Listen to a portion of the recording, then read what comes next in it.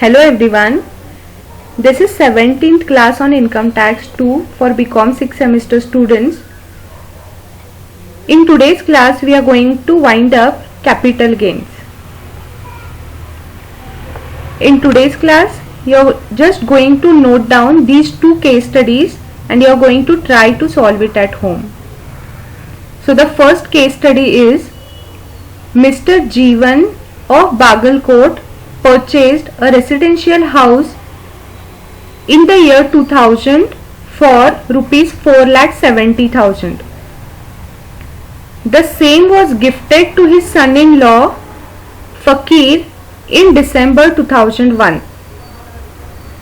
Fakir sold the above house on 1/10/2019 for rupees 17,73,600.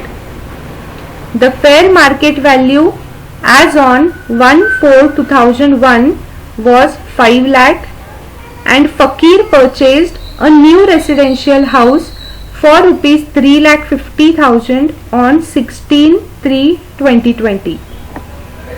The expenditure details relating to the house are as follows. So you are given two cases or two situations for two different dates. Renovation to the house, the cost is rupees 59,200. In first situation you have to assume that the renovation is done in the year 1999 and 2000. In second situation you have to assume that the renovation is done in year 2009 and 10. Next is addition to room at a cost rupees 1,33,200. Again in first case you have to assume that this addition to room is done in the year 2000 and 2001. In second case in the year 2009 and 10. Next is cost of first floor, that is rupees 88,800. In first case it is in the year 2009-10. In the second case it is year 2009-10. Further you are provided information relating to cost inflation index for the previous year 2001-2 is 100, 2009-10 is 148 and 2019-20 is 289. With this information you are asked to compute the taxable capital gains for the assessment year 2021 under different cases given above. So this is the case study question. Mr. Jeevan has purchased a house in the year 2000. Our base year starts from year 2001 and 2. So whenever any residential house or in that case any capital asset which is purchased before the base year, that is before year 2001-2, in that case an assessee has option of selecting either fair market value as on 1/4/2001 or the original cost, whichever is higher. As Jeevan has purchased this residential house in the year 2000 at rupees 4,70,000, Jeevan has an option of either going for this original price, that is 4,70,000, or fair market value as on the base date, that is 1/4/2001 rupees 5 lakh, whichever is greater. So when you are solving the sum, as a cost of acquisition you are not taking 4,70,000 but you are taking rupees 5 lakh. And then you are further given information relating to the improvement done to the existing house. In first case the improvement is done in the year 1999 and 2000. Any improvement done to the asset before 2001-2 is not valid, or we are not going to consider it while solving the sum. Therefore renovation, this first one has to be ignored completely. Then the renovation which is done in the year 2001 has to be ignored because this renovation is done before the base year, that is 2001-2. Therefore, this renovation or this improvement which is done in the year 2000 and 2001 also has to be ignored while solving the sum. And cost of first floor, even this is a improvement done in the year 2009-10, which can be considered or which has to be considered while solving the sum. And when you are taking cost of improvement, you have to index it. That is, you have to find out indexed cost of improvement. So when you are solving first case, you are considering cost of improvement which is done only in the year 2009 and 10. You are not taking these two because these improvements are done before the base year. In case 2, all the improvements have taken place after the base year, that is after 1/4/2001. Therefore, you are considering all the 3 cost of improvement and you are also going to index all the 3 values and then find the answer. So this is the case study 1. You are going to practice or solve one more case study at home. That is, Shrikant of Bagalkot furnishes the following information for the previous year 2019-20, and the year of purchase of jewellery is in year 2005-6, year of sale 2019-20, cost of purchase is rupees 4,68,000, sale proceeds rupees 12,50,000, commission on sales rupees 6 lakh.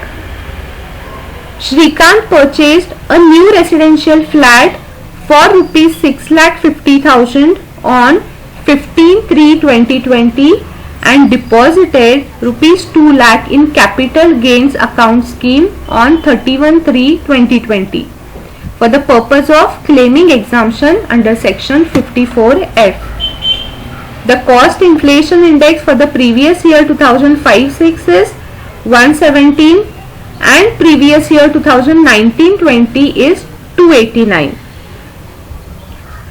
Now the question asked are, first is compute the taxable capital gains for the assessment year 2021, and the second question is, after claiming exemption under section 54F by making investments on 31/3/2020 as shown above, if taxable capital gain still remains, what advice you make to reduce the taxable capital gain to nil or to the minimum?